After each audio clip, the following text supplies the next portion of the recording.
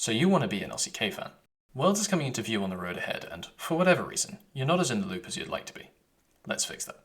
Korea reminded us that the more things change, the more they stay the same. In spring, T1 achieved one of the most dominant splits ever, dropping just one series, only to lose the final to Gen.G.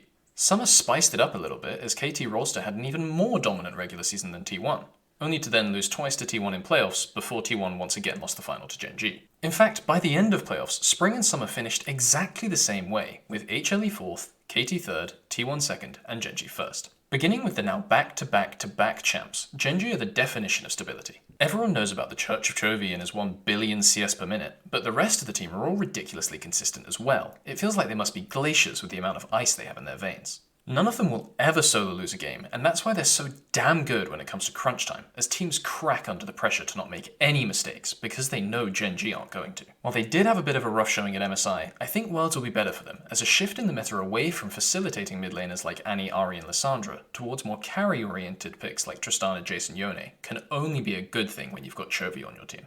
T1 is still fake at esports. In fact, it might be more fake at esports than it's ever been. After T1 started summer 6-2, he took a break due to wrist issues, and the team proceeded to lose 7 of their next 8 series before Faker subbed back in for the final week of the regular season to steady the ship. With the return of the GOAT, T1 made it all the way to finals, where they lost a 5th final in a row, which has to be some kind of terribly unwanted record. It's genuinely mind-blowing as outside of finals, this T1 roster could be one of the strongest to have ever graced the game, and for some reason, they just can't find that last piece of the puzzle. We can only wait in anticipation and see if this is the time it all finally comes together. Doing any actual analysis on KT Rolster would be a complete waste of time, as the only thing that matters is how much people believe in them. They can't finish the regular season in first place, they're not that good. Boom, more dominant split than T1. They'll definitely beat T1 in playoffs, they just dominated the regular season and T1 are looking shaky at the moment. Boom. Lost not once, but twice. All jokes aside, KT solo laners had an amazing split, and Keen's return to Worlds is something I'm personally very excited about, as being in a freaking jail meant one of the best top laners has only made it to Worlds once before in 2018,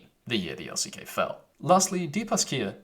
What, you thought I was going to say HLE because they came 4th in spring and summer? Then you didn't listen, did you? The more things change in Korea, the more they stay the same, and Damwon haven't missed Worlds since they joined the LCK in 2019. Damwon never clicked in spring or summer, but with the LCK's last World spot on the line, they managed to turn it on in the regional finals, swatting aside HLE to qualify. While they've not lived up to expectations so far, the amount of talent on this roster with a topside of Kana, Canyon, and Showmaker is undeniable. And of course, let's not forget what happened the last time Def made it to Worlds as the LCK's 4th seed. If you enjoyed that, be sure to like and subscribe, as there will be one more of these coming out on NA in a couple of days, and then I'll be doing some other type of stuff during Worlds. I'm not entirely sure what it is yet, but it's going to be cool. You'll want to stick around.